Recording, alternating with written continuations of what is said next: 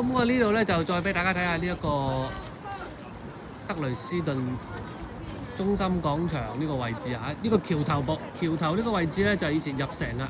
咁啊講下呢一個易北河嘅歷史啊，咁啊大家可以見到呢度有條河咧就係易北河啦，易北河呢條橋咧就舊橋，因為都炸斷過嘅，有新石舊石啦，係咪？大家都見到重建過。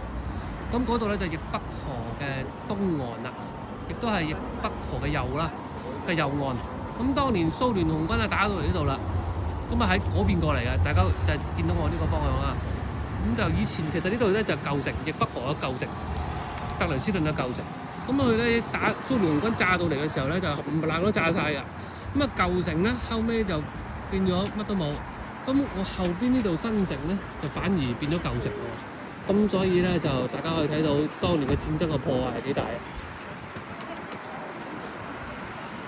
就將所有嘢都炸晒。